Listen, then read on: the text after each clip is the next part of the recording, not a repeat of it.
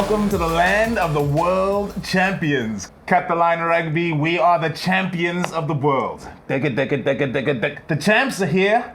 If you can feel that. 32-12, 32-12, 32-12. 32-12. England got cleaned up on Saturday in the World Cup final against all the odds the Springboks have overcome.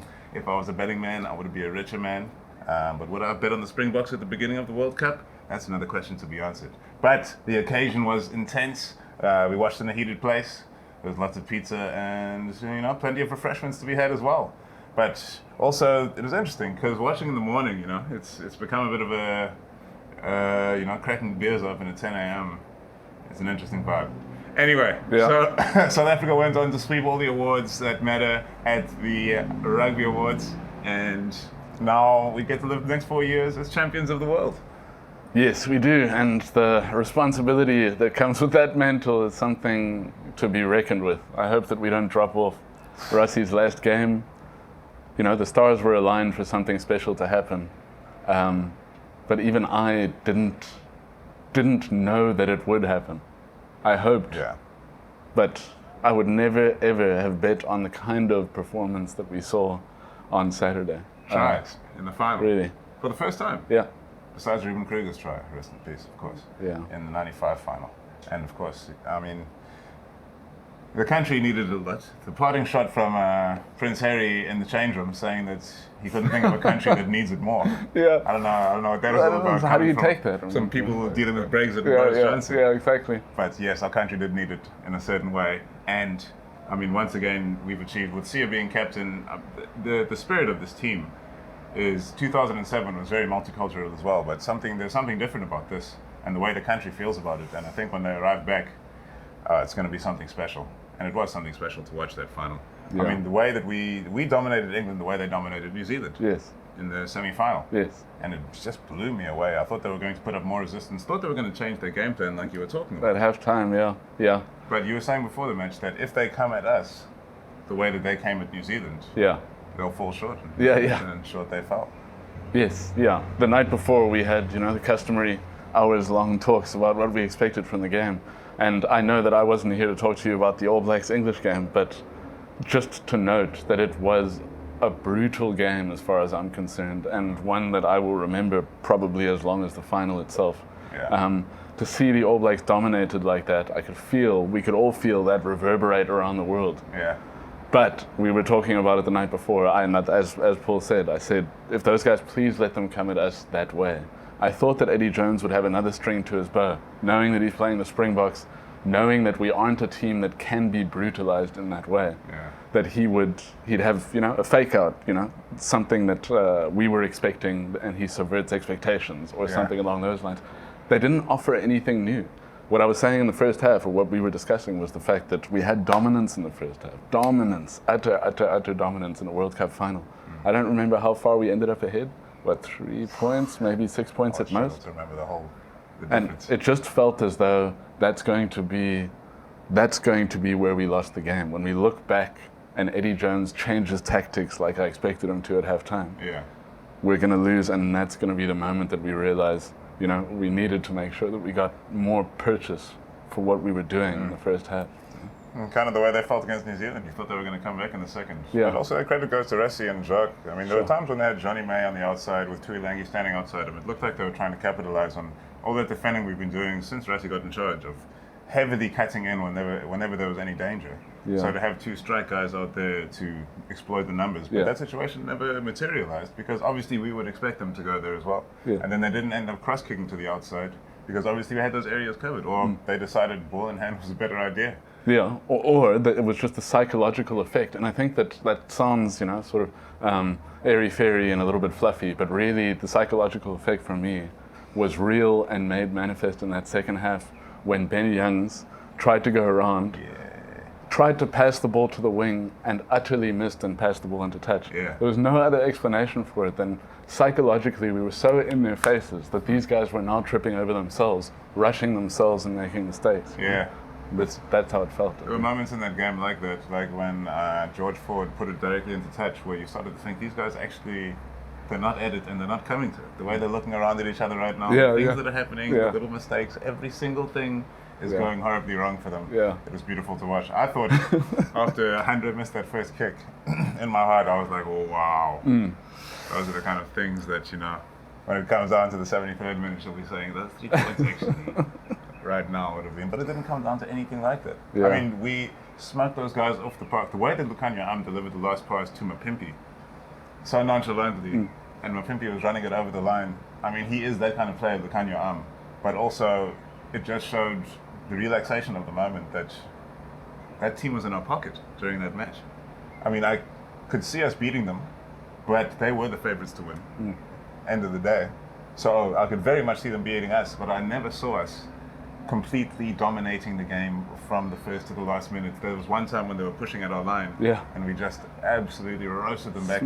Smashing. Back over the 22, after which a penalty was given on the 5-meter line, which was mad. But Gar says the referee was absolutely magical. We've created a good relationship with them over the course of this World Cup. And man, we were getting calls that were deserved, but there was 1 or 2 calls that were that borderline that maybe his animosity towards us in the past might have led him not to give to us.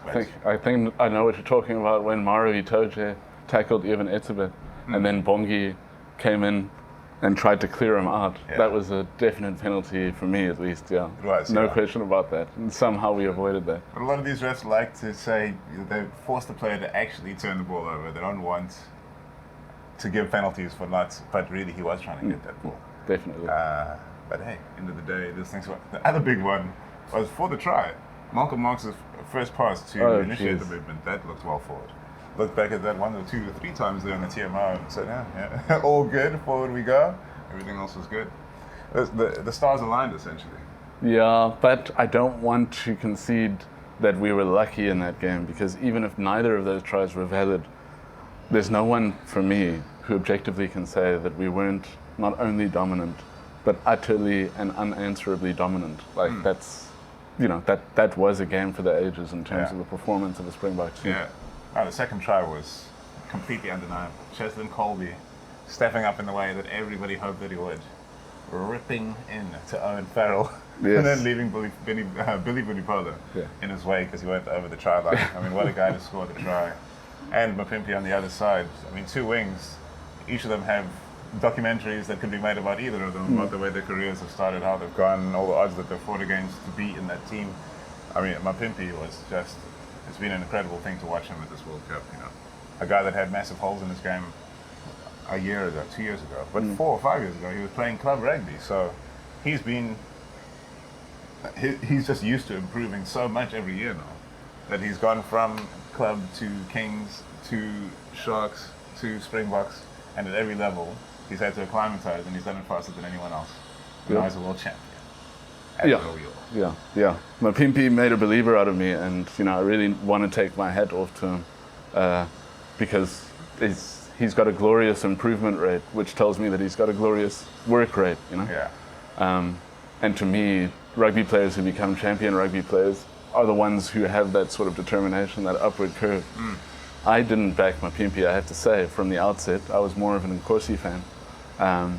And so that's why I had to take my hat off to the young man, because, made a believer out of me. Really, really, really wonderful performance on Saturday. When you were talking about Nkosi, I was thinking in the pre-match when they brought Jesse Krielbeck and Trevor Nyakani to be there in the final. Also, there warming up was Warwick Galant, and Damian Willemse was there warming up, and Sabu Nkosi was there warming up. And I was thinking with the rest of the team, looking to the next World Cup, which is going to be in France again, snatched out of our clutches. Lies were told to us.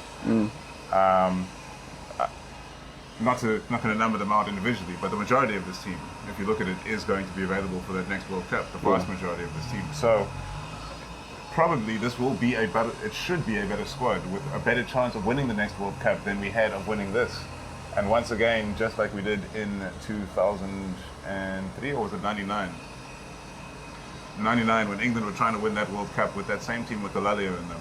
Yeah. And then we scuppered them with Yanni de Beer. Yeah. So they were actually really angry at us at that next World Cup when they beat us with Will Greenwood, and then they won their World Cup with Dad's Army. Done the same thing to them right now. I'm not sure that Dad's Army will apply. I mean, I'm not sure they It's not. Let's check it out, actually. It's actually the opposite, I think. If I'm not mistaken, this is certainly the youngest overall squad that England has had in the World Cup final, and that's what I was going to say in response to you. It's that this is an interesting matchup. If it ends up being this way, I'll be absolutely surprised, but in any event, I'm still going to say you heard it here first. It may very well be that in 2023, the final is played out between the same two teams. England is essentially in exactly the same place as us. Eddie Jones is contracted until 2021. I think he was quoted today as saying he wants to take it to 2023. The squad is the youngest that they've ever had in a final, at least, in their history. Yeah. So I think that... When you think about it, actually, all of them are going to be there. Yep. It's good stuff. How And, many aren't, yeah, you know? Yeah. That's going to be awesome. France should be, well, you never know about France, but they're going to have a lot of good players coming to the next Yeah. World Cup. New Great Zealand, players. you know, are going to be awesome. Yeah. Australia needs to sort themselves out and do some soul searching because they're going to get shown up at that next World Cup again. Wales have reached the end of a really big cycle with Gatland. Jeez. And now, I don't know what's going to happen to them right now, but they're going to have to pick themselves up. Ireland have just been shaken to their very core, surely. Argentina have had a terrible year. So I don't know if the turnaround, how long it's going to take. They seem to ebb and flow. All the players playing in Super Rugby changes. I mean, the fatigue that they feel, like maybe the World Cup is not the best place for Argentina to perform after a year of Super Rugby, Rugby Championship, and then World Cup, all with the same players touring all around the world together. But I mean, the way that they performed at this World Cup was below par, to say the least. Guys like USA didn't even come to the party. You know, Japan was the only team that caused an upset, but they've been on this trajectory for a while. Can they continue this after the World Cup now when the World Cup's not coming to them anymore? Can they continue growing as a nation? I mean, I've got my doubts about that. Yes. But end of the day, the story of this World Cup will be the glorious, glorious Springboks and the turnaround that was made in 2 years by Rassie, who will now retire from the Springbok coaching role as one of the most Like a genius true coach champ. Oh my of all goodness. time. The strike Yeah. rate must be ridiculous. How could it be? The burglar. The Yeah. burglar of the World Cup. There is no way that he won't go down as the greatest burglar in history, and may very well go down as one of the greatest coaches in history, to be certain. 18 months, guys. Yeah. 18 months. It's crazy. When you think of the quality of coaches that were there as well, between all the nations, some of the best coaches that are like in the world, the consistency of all of these teams. I mean, the most competitive World Cup that I've ever seen. And we came out on top with a team that 2 years ago was looking bit part. Oh man, the pride is immense. But anyway, anything else to say about the Buccaneers? Well, a whole bunch. I mean, you know, the World Player of the Year nominations. I think deserve a mention. You know, as much as you say that USA didn't turn up, Joe Taufefe of the USA ended up being nominated as World Player of the Year. At the time to catch any highlights yet? Yeah, no, I haven't caught any highlights of his play yet. Some major omissions in that World Player of the Year nominations pool. But having said that, I still think PSDT, Pete Steph Dutoy, is a worthy winner of the award in any event, no matter what the pool was. Sorry for Chezos. I mean, what a player. Yeah, but he could equally have won that award. Yeah. So I think that was great. Rassie deservingly Coach of the Year, Springboks Team of the Year, Yeah. PSDT Player of the Year. It's really a time to savor. Don't forget the way that it felt, was it 2017 in Albany, 57-0. Yes, yeah. It's always good to savor a moment like this. I mean, what a team, what a player, as in PSDT, and what a coach. Rassie's done something that perhaps no other coach has quite done with these burgling tactics, which I love. Just incredible. A lot of guys from the Eastern Cape, by the way, Of course. representing. Just Rassie, amazing. even Rassie. Zwendi the stick. Yes. What's going to come Yes. for him after this World Cup? I Yes. mean, his resume is looking sharpish now. It's looking good, yeah. I mean, what's just happened? Yeah. It's incredible. As for what's going to come next, let's not talk about that now. Let's bask in the glory of World Cup victory. And Dwayne Vermeulen, of course, man of the match. And the guy has been a soldier for this nation. And he stepped up when it mattered again. Willie the Roo, thank you, bud. We needed one. All we needed was one game. And he stepped up. No It's Rassie. problems, no mistakes.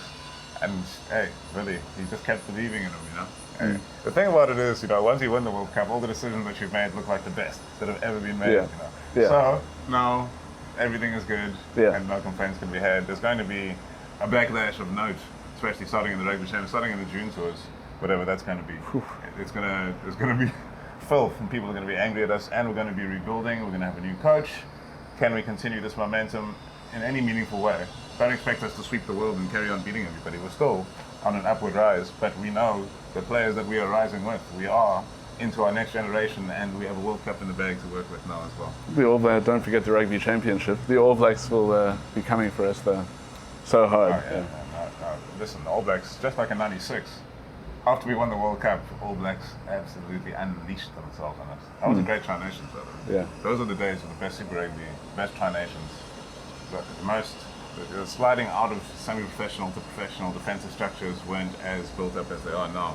And guys like Christian Cullen are having their way with the world. Yes. And you remember that was the last All Black tour. That's the series that I think you're thinking of, that 1996 tour. They came and played us in 3 games. Yeah. And that was the first time that they'd won a series on South African soil. Yeah. And they absolutely won it. Those first 2 games, they outclassed us. Yeah. 3rd game, we won, but it was due to pride and fierce. More than anything else. The flows of South African rugby. The 2 years after that was '98 when we had our longest winning streak of all time. Yeah. I mean, and then just like now, 2.5 years ago in the doldrums, 7th or 8th in the world. Everybody's saying this, that, and the next thing. Rossi steps in 2 years later, we're champions of the world because we've got the talent and we've got the passion, we've got the people, and now we've got the cup. Can't wait for it to come home. Indeed. I wrestle myself up to go to the ceremony. I was there last time when we paraded the cup at Newlands. And it was good to see. It is. Okay. Unfortunately, I'm not in Joburg for when they land. It must be awesome when they land at the airport there. Yeah. People are going mad. They're mad for the Boks. Would be good to be there. Probably won't be able to. And it's a hard worker. All right, champions of the world right here. South Africa, 4 more years of being the heroes. And make sure it's not another 4 after that. That this would be the beginning of something good.